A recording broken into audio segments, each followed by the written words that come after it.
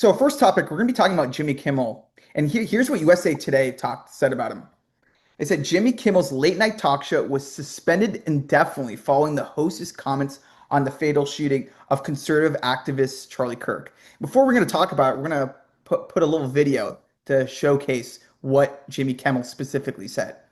We hit some new lows over the weekend with the MAGA gang desperately trying to characterize this kid who murdered Charlie Kirk as anything other than one of them and doing everything they can to score political points. So what do you think about what Jimmy Kimmel said in this video? I have very little patience right now for people to talk badly about the situation, to talk badly about Charlie Kirk. I'm seeing a ton of really disgusting content online from very, very prominent people saying outright lies really, really soon after the horrific murder of Charlie Kirk, right? An assassination that hasn't happened in decades and generations, that so many people witnessed with their own eyes in a crowd of 3,000 people. And Jimmy Kimmel thinks it's appropriate to now start blaming Donald Trump and saying like overt lies about this being a right-wing individual, when at this point we are very, very aware of the shooter's motives, his personal life, which are very, very supportive of left-wing ideology. And this is some of the things that makes me feel like the temperature of this nation isn't going to be brought down, right? The left is still saying the exact same thing that they've been saying beforehand. They're still calling conservatives racist, Nazis. They're still calling them fascists, that they're filled with hate. And it's really, really disheartening where something like this, this should be an opportunity for the country to come together. Yeah. And for conservatives, it is. For conservatives, I'm seeing tremendous support for Turning Point USA, for Charlie Kirk, for his family. But the left is taking the good graces, the olive branch that I think conservatives are trying to extend, and is spitting in their face, and they have not stopped their rhetoric, basically advocating for the killing of conservatives, and by any means necessary stopping, because we are so hateful apparently, and we want to destroy this nation. It's absurd. Yeah, and going off of what you said, I think, one thing that I kind of thought was insensitive. I mean, you could talk about the lie on what they said in that clip when he was talking about blaming Donald Trump in like that group for killing, even though it was obviously a lie, because we found out other things later that he was actually saying stuff that Antifa said, or people on that political spectrum said. But also, I would like to talk about, one point Jimmy Kimmel said in the video. He was talking about, kind of being insensitive about Charlie Kirk's death, in the sense that, when Trump said to have all the flags at half-mast, kind of saying, oh, I don't know if, some people would say that's necessary, some people say that's not. But I think despite anyone's political allegiances, and I think actually in some ways, a lot of the American people have come together on this, even people on the left. But, I think this gets into another topic, which I think is also important, is talking about ordinary people being fired from their jobs. I mean, we've seen, a lot of people posting on TikTok about their experiences and how they've been fired from different corporations for what they said celebrating Charlie Kirk's deaths. So here's a clip showing that. I was just fired from my job. So I've lost my job. I got called into the office yesterday and told me that they could either fire me or I could put a resignation in, but that would look better. But they fired me, or they're getting rid of me because of my TikTok. Somebody screenshot a lot of my TikToks, and I made some stupid comments about Charlie Kirk on the day that he was shot. I said some things on Blue Sky and on Threads that I'm sorry, not sorry for, but I said them and I deleted them when it was requested that I do so by my employer. And then today on a weekend, I'm told that I am no longer employed at Microsoft. After 6 years building the diversity, equity, and inclusion department from scratch, I lose my job because one of you, some random person, reports my posts to my employer, goes out of their way to find out where I work, and takes my job, takes my security away from me for a thought, for an opinion. And you talk about freedom of speech like you care about it, and you're just going to take my money, my life, my food off my plate because I don't like Charlie Kirk? That's not okay. It is not okay to target me because I felt joy that day. I can't help how I feel. I felt joy. So, Cooper, what do you think about what this clip said and how, I mean, how should people react to this kind of situation? All I got to say is good. Good that these people are getting fired. Okay. This is not the same thing as cancel culture or I made a bad joke and so I get debanked or I get fired from my job because I said that there was only two genders. Okay.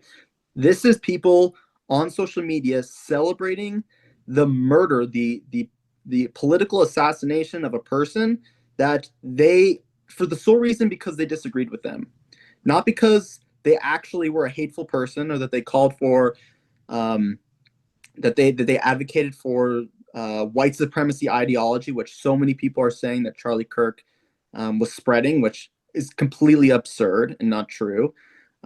These people are bad people, okay? And if that's the kind of representation you're going to give to any company, they have the right to fire you for that reason, okay? This is not the same thing as people getting canceled for jokes or mean tweets, okay? These are people going on social media, dancing, and saying, good, this person was shot and was murdered. So I'm go ahead, all right? Like good on corporations for firing the evil people that are supporting this. Yeah, going off of what you said, I think, first, I think, people would say, yeah, mention that point that it's free speech to speak. But I think the problem about saying, well, this is free speech, that, they're essentially advocating for violence. And, they have to be responsible for what they said. Now, they're obviously not advocating for a future events with more violence against other conservatives. But essentially, they're promoting this kind of concept, which obviously in corporations who also don't really have to take into account of free speech measures could do what they want. So I would say that there is a gray area, but I would say that they're advocating violence, and for that reason, I mean, they have to be responsible for their actions. But on top of that, I think this is kind of a societal issue. Why are we seeing average people advocating for violence on someone they don't know very much that's politically different? I mean, I don't think in any time in our history in the United States we've had people in different political parties advocating for the death in this kind of manner of others. Maybe because they're a minority that's promoting violence.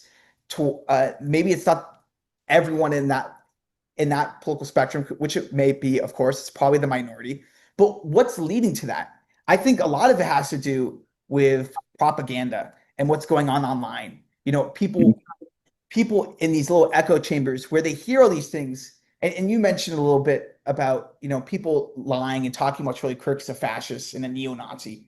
And I think a lot of that is said online. And because of that, the more people who become more radicalized and, have this kind of propagandized by this will start to believe it and advocate for violence because, it's like they're taking down a Nazi, which is obviously not true. But in their own way, they're doing that. I think there's different things to be blamed. I mean, who do you think should be blamed in this kind of situation? On social media, because obviously social media is a disgusting cesspool, Right? And everyone should get off it immediately. That is one section of it.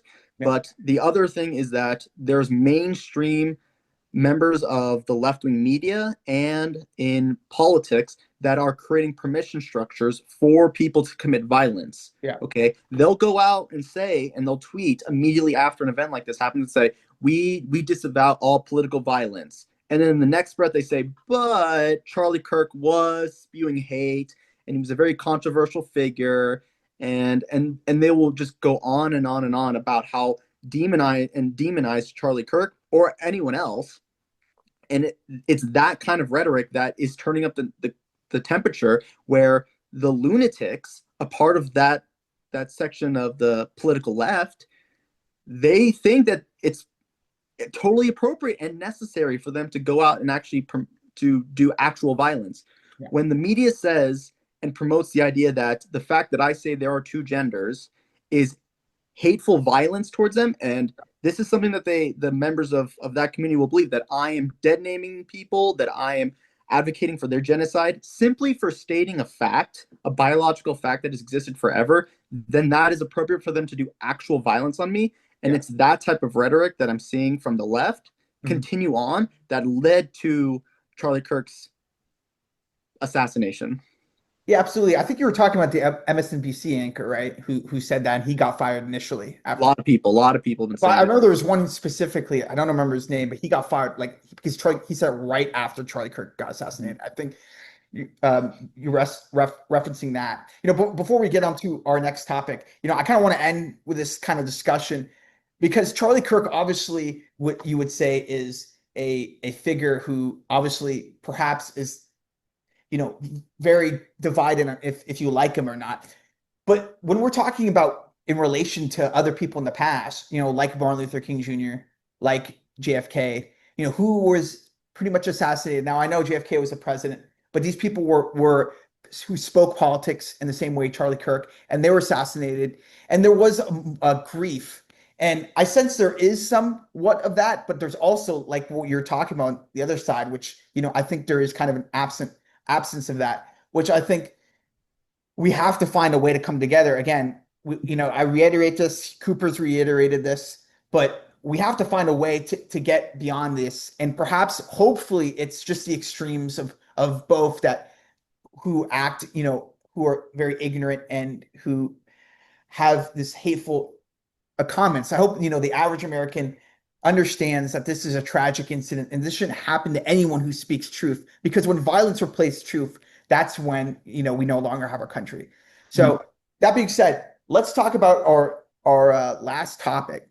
So I think Trump announced that he was going to designate Antifa as a terrorist organization. I think partly had to do with what happened with the recent events with Charlie Kirk. But here's what he said. He said, "I am pleased to inform our many USA patriots that I'm designating Antifa, a sick, dangerous, radical left disaster, as a major terrorist organization. I will also be strongly recommending that those funding Antifa be thoroughly investigated in accordance with higher legal standards and practices. Thank you for your attention to this matter." So what do you think about Antifa, being a domestic, well, actually, it is operating around the world, but what do you think about Antifa being designated as a terrorist organization? About time. Donald Trump took you long enough. Okay. Antifa has been an organized group that has had the mission of committing violence throughout the nation for years and years and years, right? It wasn't that many years ago when it was Steven Crowder, actually, who was in Utah, I believe it was the University of Utah, that was doing a hidden camera of an Antifa group where they were handing out weapons to try and stab people in the crowds, and people were threatening and saying that they had guns there. Like, that was years ago, okay? And the violence on the left has just been growing exponentially since then. So, yeah, it's about time that Antifa was designated a terrorist organization, and now, because they will be, the FBI and the federal government will now have many more tools at their arsenal to actually crack down on these deranged lunatics who think it's funny and play pretend revolution, but at the same time committing massive amounts of property damage and hurting people at the same time. Yeah, no, absolutely. And when we talk about, what a terrorist organization is, I mean, this is like the definition of a terrorist group, because it's violence, intimidation, and threats to achieve political, religious, racial, and ideological goals by instilling fear and coercion against a civil population, or influencing government policy. And I think, a lot of things have been clouded in the media because they consider Antifa just this organization that protests on the streets, but that's farther away from the truth. And they have advocated violence against against different conservative figures. I think they attacked a conservative figure once to More than once. more than once. Yeah, More than once. they burned down federal buildings. They've also utilize different tactics to instill fear and threatening different people, starting riots. So when we talk about what a terrorist organization is, I think we have to understand that Antifa, now it's when you think of a terrorist organization, you don't really think of Antifa, you think of like ISIS or Al Qaeda, but in its way they're trying to influence kind of in their own way to influence their own policy through coercion, through fear, and that's why Antifa should also be designated a terrorist organization. Now, I think this is an important measure. I mean, I think it was in response to Charlie Kirk. I mean, do you think it was in response to Charlie Kirk, or do you think anything else was involved? I mean, there's a lot of things accumulating to this, but of course, Charlie Kirk's murder was the tipping point in all this stuff where we have to actually start cracking down on people promoting violence. Well, not just promoting violence, but going out and actually committing violence. And these people are well organized. It's been proven for years and years and years that these people have actual structured in systems like terrorist organizations. They have essentially chapters across the country and are advocating and going out and committing acts of terror and property damage. And it's about time that these things these things were recognized and this group was designated a terrorist organization. Yeah. But I guarantee you it wouldn't have happened so suddenly and without Charlie Kirk's murder being witnessed by everyone. Yeah. Oh, no, absolutely. And I think it has two important things. I think twofold. I think why this is important. I think in one way it gets rid of the funding. So let's say Antifa is funded in a certain situation. Now, what if you designate a terrorist organization? It allows law enforcement to essentially cut out the funding. So let's say an NGO is funding Antifa. I'm not going to get into any conspiracy theories, but let's say one or another NGO was funding Antifa. It would make them accountable. I would also say that the NGO, but also at the same time, it would get rid of the funding so they won't be able to operate as heavily. I would say also a second thing that's important about a designated terrorist organization, like you said, the individuals who commit these actions will be held responsible. Now, I think one problem that would be hard to hold them accountable is that a lot of times they're wearing masks and stuff, so it's kind of hard to identify. But you know, but I think it will allow law enforcement at least to act and prevent, further riots around the country. I mean, would you say the same? Well, when you arrest them, it's really easy to take their masks off. So when they're arrested, all right, like put your mask on, but the police are just going to take it off for your mugshot. So yeah, oh, absolutely.